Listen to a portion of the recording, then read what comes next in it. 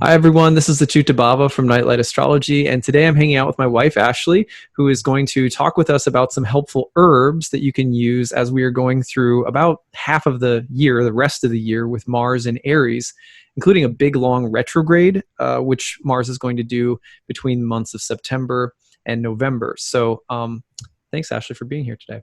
Happy to be here. It's good to be back. Yeah, totally. Some of you may know that my wife Ashley is an herbalist, and she's been coming on and doing some recordings with me here and there to talk about the ancient intersection between herbal plant medicine and astrology, something that we've been teaching together, working together on for a really long time. We have a kind of a community herbal medicine garden actually in our backyard that all of you who have been supporting my fundraiser every year, sort of like a Patreon, but I do a Kickstarter. And those of you who have supported that actually helped us build a community herbal medicine garden. We've posted some video in the past of that garden, but so we've been working with planets and plants for a long time now. And yeah, we thought it would make for a good video today to discuss this very long period of Mars in the sign of Aries, which actually Ashley was born with. You have Mars in Aries in your chart. So we talk about that. Ashley can tell you her own experience with this planet. But the important thing is that when you have a planet in a sign as long as Mars, a malefic, a difficult planet, is going to be in this sign, it's important to know how you can work with that energy proactively. There's two levels of astrology. There's the level at which we're trying to understand what's going to happen as a matter of karma or fate or destiny.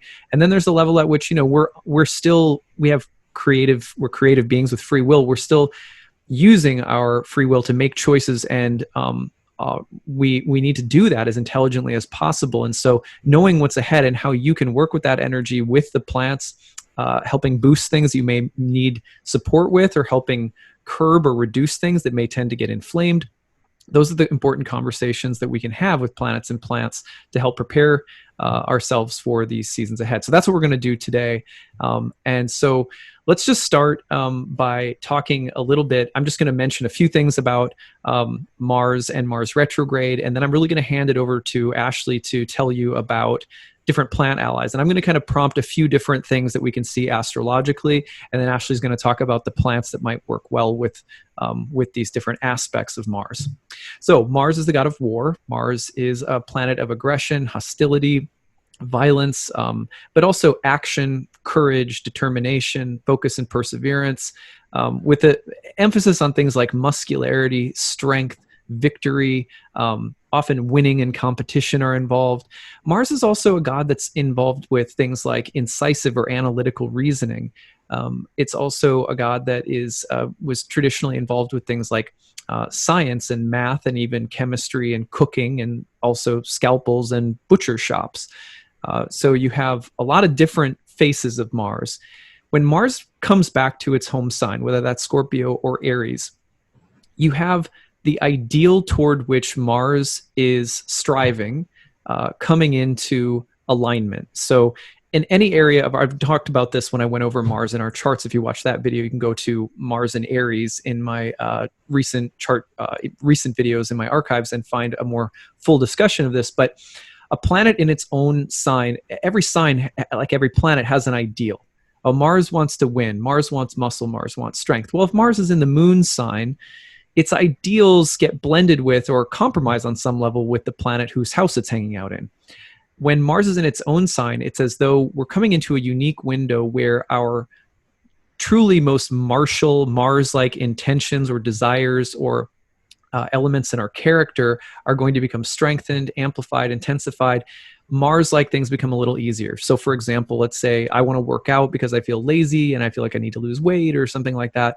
Mars is going to spend a whole bunch of time in Aries. So if there's some emphasis on wanting to do that, you're going to find that there's more energy, emphasis, motivation to do so. So whatever the Mars ideal might be. Now, some people have really great Mars ideals and some people don't have great Mars ideals. For example, some people just want to win and dominate and be like tough or something like that. And it might really come at the cost of hurting other people. So that may be an ideal, though, that someone is living by. That's a value that people have. They oftentimes have it unconsciously, but they may have it. So Mars can be more conducive to that, which is not necessarily good. So an empowered Mars doesn't mean necessarily a good Mars. It just means it's going to be more effective at doing the kinds of things that the soul desires to do that are Mars-like. So with all of that in mind, there's also a retrograde period coming. And that's why this Mars period lasts for so long, from the end of June all the way through basically the beginning of January 2021. Now, during this period from early September through, about early mid-November, Mars is going to be retrograde in Aries, which means we're also going to go through a period of revising or transforming our relationship with Mars, let's say. So let's say you have the ideal of being someone who's really dominant and awesome and victorious in the workplace. Let's say during the retrograde, you could receive a lesson that, maybe is not so easy. Like you realize that your competitiveness hurts someone else, in which case you may go through a period of reflection or revision upon how you relate to that Mars ideal, which tends to dominate the workplace. This would be, for example, if you had Scorpio or Aries in your 10th house. And this would apply for your Mars tendencies in any other area of the chart if you're looking by whole sign houses. And I guide you through all of that in that Mars video. So there's going to be two major tendencies that Mars has in general that we're going to talk about matching with herbal medicine. So then we're going to go through them individually. The first one is too much Mars, and the second one is too little Mars. And during this long Mars period, depending on who you are and what your individual karma is, you might say, you could come to realize that you need more Mars, and you're trying to access it, you're trying to build it, you're trying to bring it out. And that could apply to many different areas of life. You could also realize, I've got too much Mars and I need to learn how to cool it down or develop a little bit better brake pedal around it or something like that. So those two categories, do those sound doable for us to work with the plants today? Yeah, that sounds great. Okay, great. So let's ask Ashley this first question, which is, let's say just generally, we're going to specify this a little bit later, but to start with, what plants can we use and why would they be good helpers if you need to build Mars energy in just a general way? Yeah. And I mean, I think for me, having my Aries or having my Mars in Aries, like I've definitely been a person where like my foot is on the gas pedal, and that sort of ambition and drive and trying to really very achievement oriented is something that I've definitely had in my life. And so, there's this relationship with Mars where it's like, you love the ambition and you love the drive, but yeah, it can sometimes burn bridges or, can just sometimes take you too far in your own work.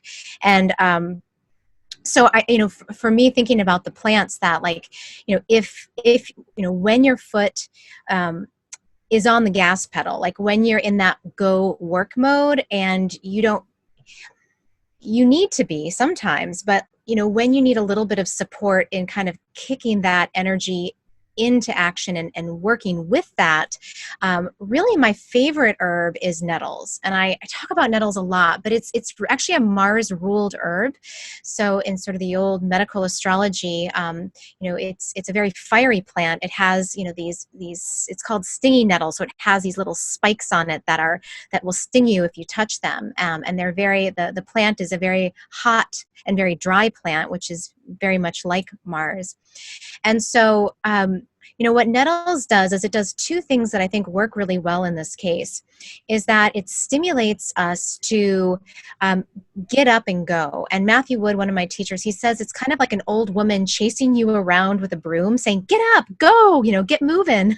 And it does that in our body. It really gets things moving and gets things active. But it also nourishes us. So it's not, it's the type of plant that gets you moving, but gives you a Cliff Bar on your way out the door. So it actually really it has a lot to offer while it gets you motivated and going.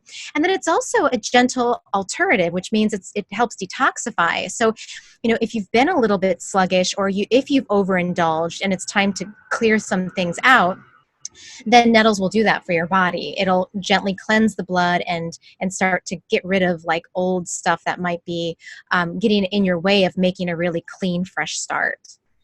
So it's motivating, it's cleansing and motivating. And the one thing that I'm always curious of is that people I mean, I've heard this a million times from your students and from people at the yoga studio and stuff like that, where people will say, I didn't think you could, I mean, don't nettles sting you? And like, what, how can you drink them? And like, how does that work? And I know it's really simple. Like people out there who drink nettles and work with nettles all the time are going to be like, oh, come on. But will you explain it, please? Because I didn't understand it. When I first met you and you gave me nettles, I was like, wait, nettles? Right. Yeah. Yeah. I mean, if you've ever, been in the woods and you've come across stinging nettles, like you're taught to avoid They them. And hurt so bad. they do. They do. So it's, it's a smart instinct to not want to touch with them. But once they are dried, the stinging is reduced and lessened to just having like barely any stinging impact. And then once you add hot water, then it's completely, the sting is completely nullified. I mean, the formic acid is inactive at that point. So you can very safely make a tea. And that's what I recommend for people to do is just take like a quart glass mason jar and add about 3/4 of a cup of dried nettles, pour hot water over the top, cap it, and let it steep for about 8 hours. And that's going to pull all the minerals out and then all of the other really energizing compounds. And then you'll strain that and then drink it throughout the day. And I've had a lot of students over the years, they've been able to come off of caffeine because of drinking nettles. And so like caffeine is definitely another like Mars plant. I mean, it's very stimulating, very activating, but nettles is like, I think it's a more balanced alternative to getting energy without getting that rush and then getting the crash. Right. Yeah, that's a really important point because, the Mars energy is like the gas pedal. And where do we get that energy or that push from? And a Mars retrograde period can be a really healthy time to look at, where am I getting this from? Is it natural? Is it healthy? Is it safe? Is it destructive?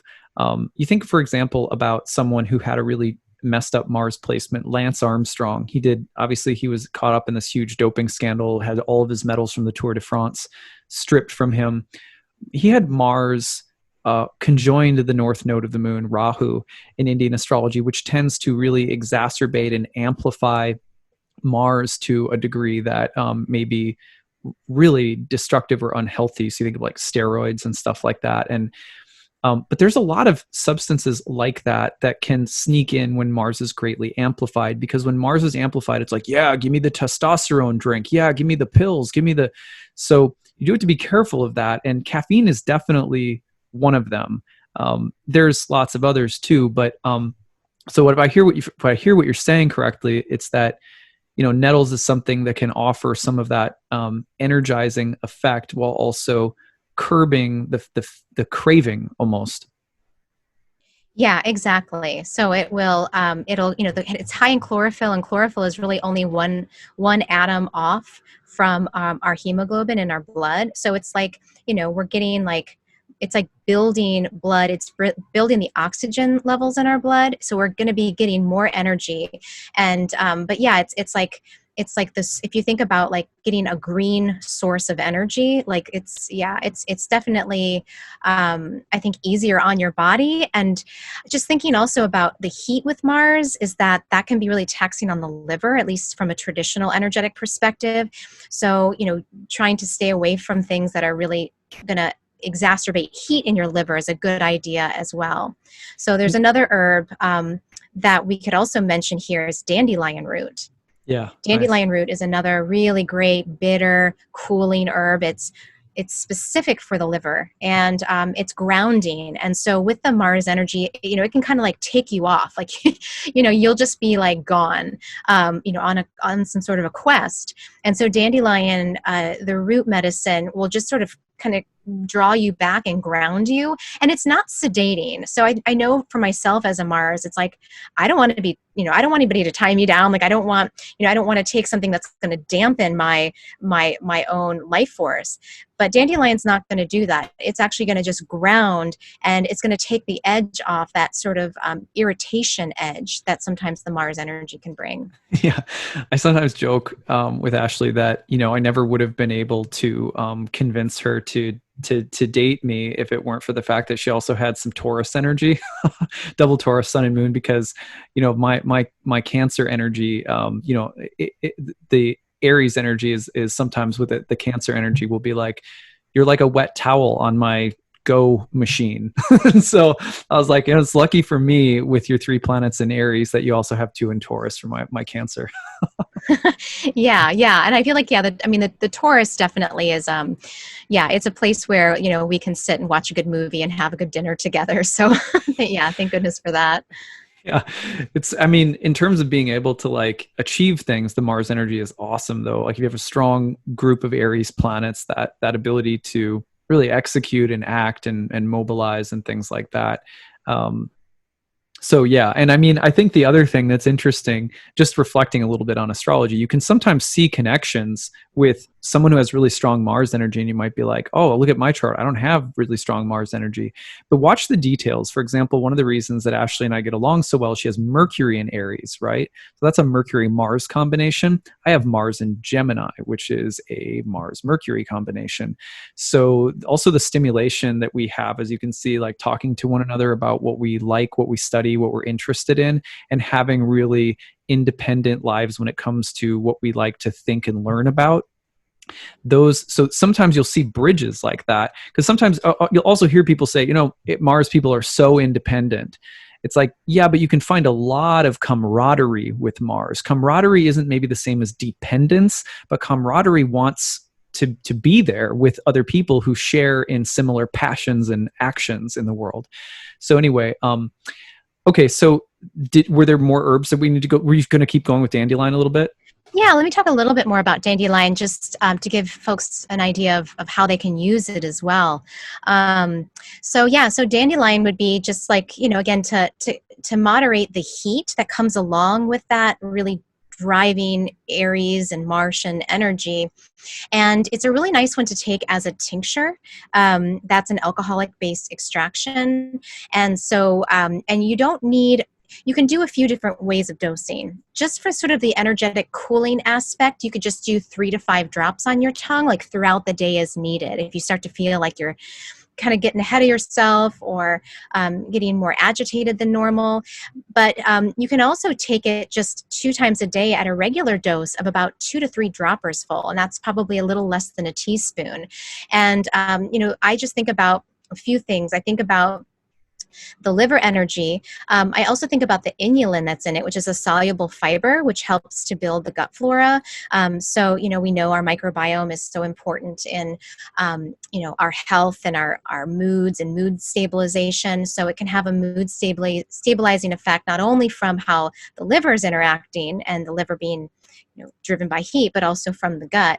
And then, if you're a forager, you can also just go out and wild pick dandelion roots and, obviously make sure you have 100% identification, but they're really easy to just snack on, or you can cut them up and cook them like you would cook a carrot. And that's another great way to get that into your body.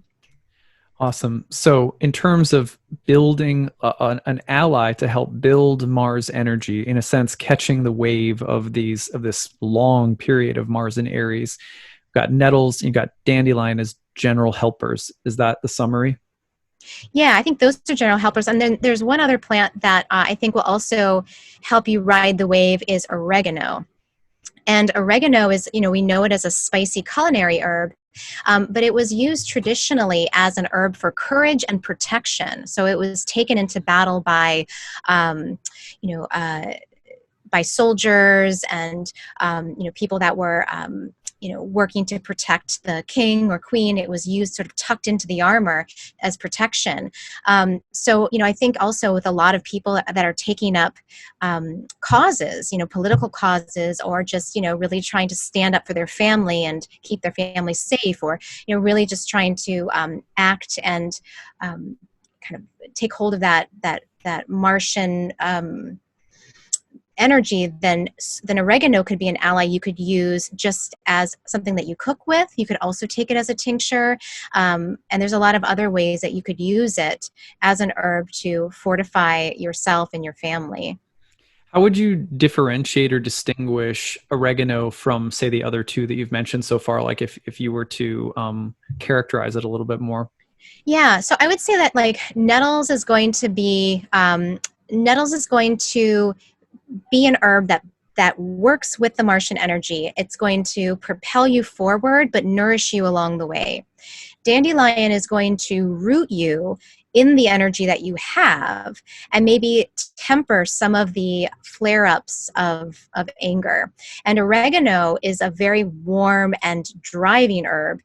So this one's going to, I think, like nettle, stimulate you, but it's not really nourishing. It's more just adding a little bit more heat and a little more fire to what's there.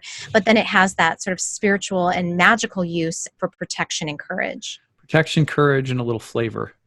And a little flavor, a little Nice. spice. Yeah, nice. Okay, so 3 herbs to help you work with that energy. Now, I want to ask a couple of specific questions and about building Mars energy. So let's say that you have the specific tendency to get walked on by other people, bosses, in a relationship, family, your kids, whatever the case might be. And you need to build confidence a little bit more. Any of those 3 you would recommend, or maybe something different? Yeah, actually, dandelion would be a really good one for that. Yeah, dandelion can be for people that get trampled on, or just feel maybe even displaced, and they need courage to grow and just sort of bloom where they're planted and stand in the space where they are. So I think that would be a great one for that case. Yeah, I think you have. What is the sticker that you have about weeds? That it's. I'm trying to remember the saying, because people will be like, dandelion's a weed, but a lot of herbalists have this, Oh, this, yeah, the phrase weeds are just plants that that are misunderstood. Weeds are just misunderstood plants. yeah, yeah, yeah.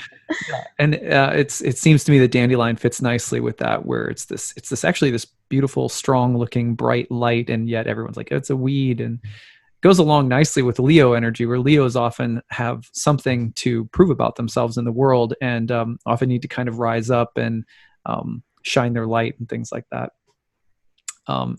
Anyway, okay, that's good. So I wanted to get a little bit more specific, like maybe more specifically about that kind of courage or confidence.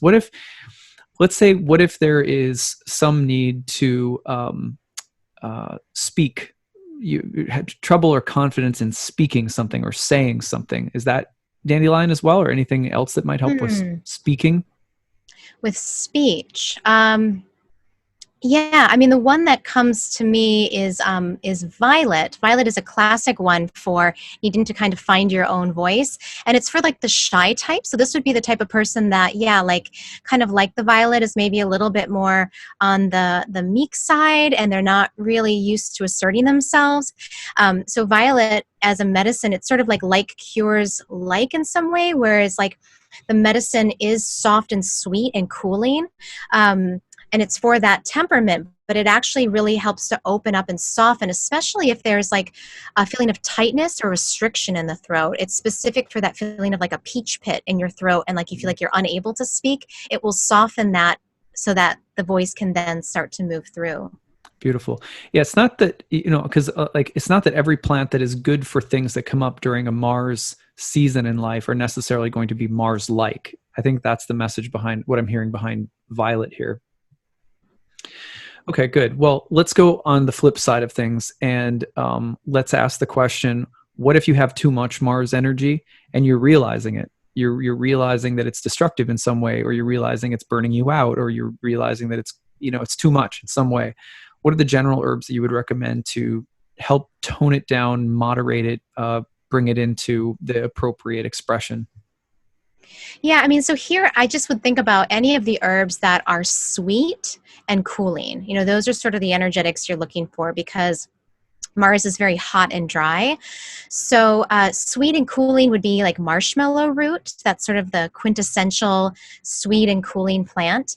And yeah, it's a demulcent. It has some mucilage, and it just soothes irritated tissues. And so, a lot of people, there's like in the herbal world, we say, people store their issues in their tissues. So, if you have a lot of Mars that's sort of burning you out, and it's depleted a lot of the moisture in your body, or even like the softness in your heart, like it's sort of burned even that.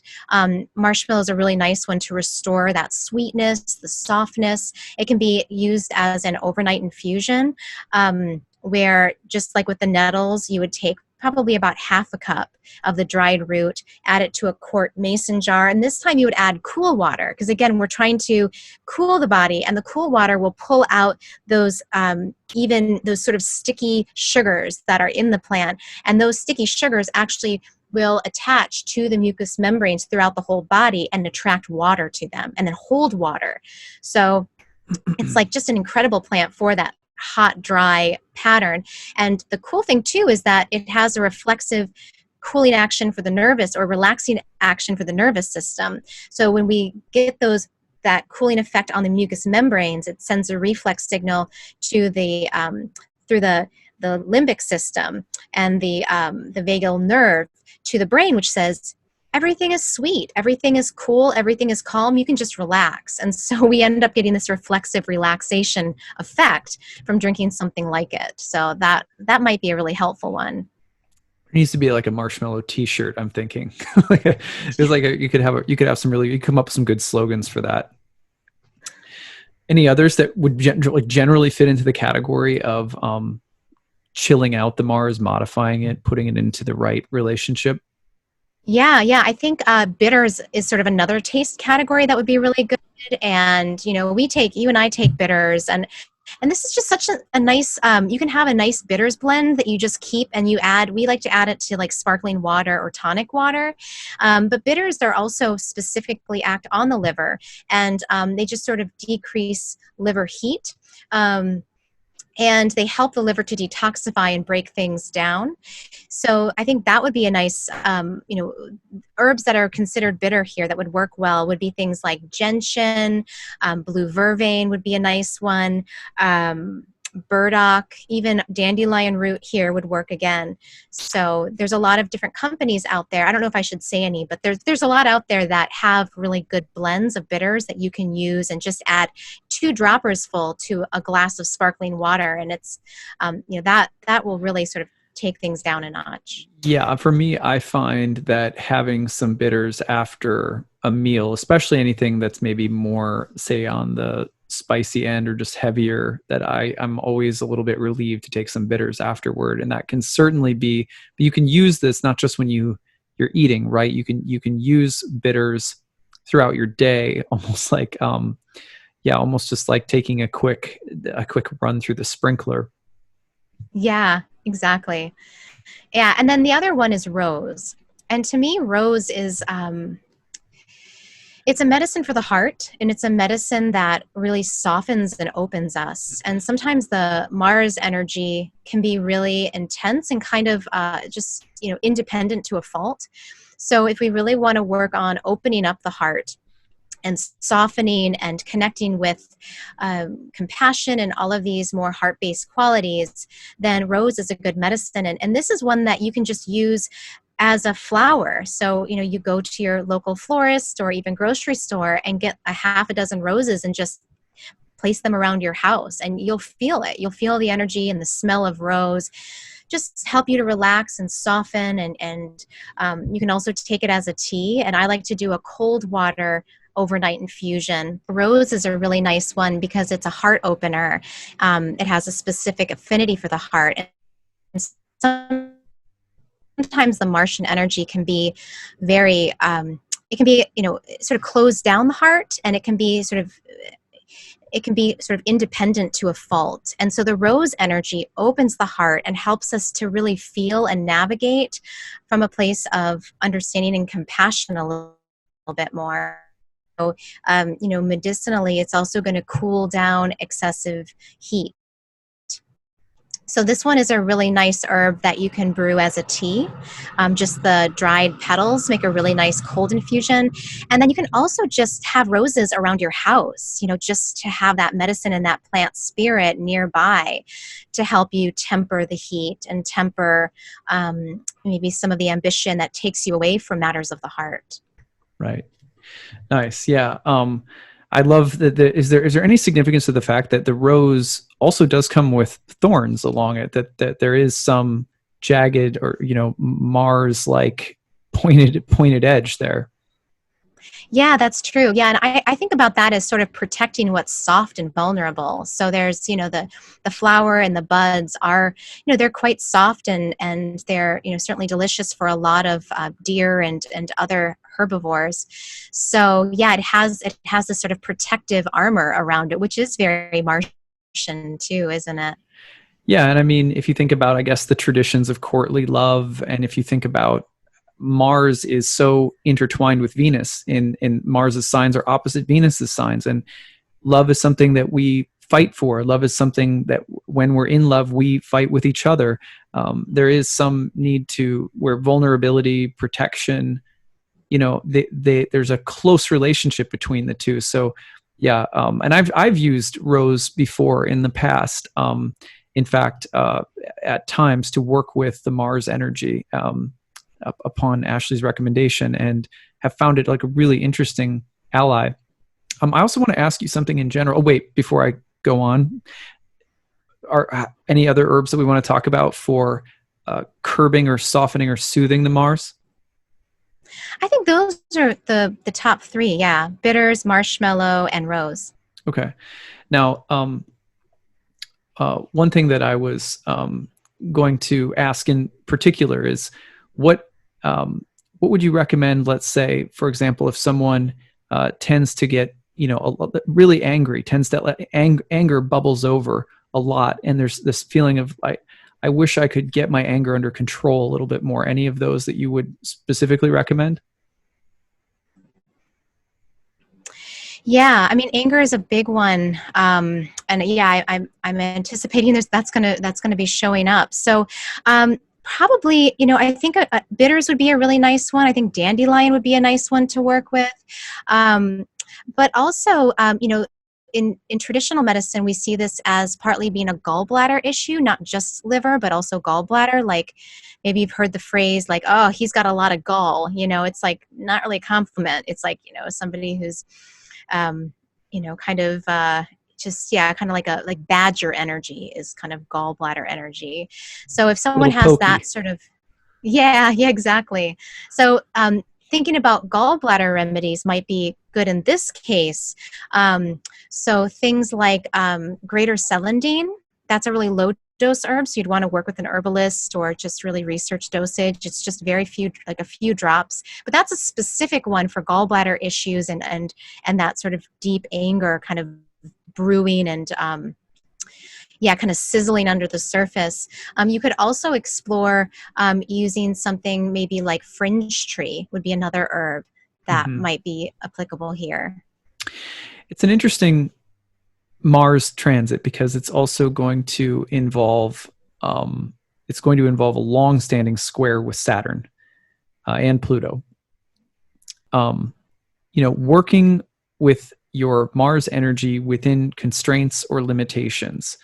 Um, I'm also wondering if there might be a Mars Saturn herb. For example, I need to use my will in more structured ways, or I need to find ways of working with frustration and impatience. I have to work within containment somehow, and I'm struggling with it. Any herbs come to mind? I know I'm just throwing this off the top of my head too. So, Yeah. Um, One that popped into my mind was Tulsi, holy basil. This is a really great, inspiring, and encouraging herb, and it's certainly a very sacred one in the yoga tradition and practices.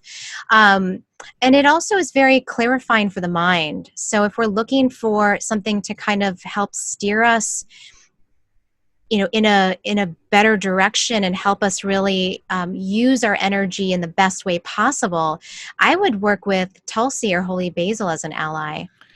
and of course, Tulsi is always at the feet of Krishna, always at the feet of Vishnu in the Bhakti tradition, and really promotes selfless service.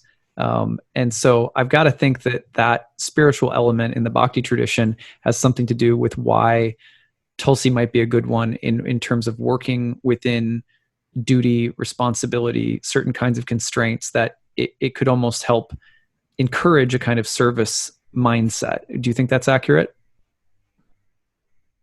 Yeah, and I think yeah, it's like what are you using your energy for? If we're getting a boost of energy, And we're thinking about how do we make the most of it. Like, what better use than to try to put it to the service of something bigger than yourself, and to, in service of that which drives all of this. Right. So yeah, I think it's a really nice one in that way. Very cool. Well, there's always more herbal medicine that could be matched. So our intention is to just give you all some good things to think about and some potential good allies to work with in a range of possible energetic scenarios that you might see, and hopefully some plants to help you through them. I want to just thank my wife for being here. And if you want to learn more about Ashley's work, you can check her work out at skyhouseherbs.com. She's got a new website up. She has a new 1-year apprenticeship course starting in January.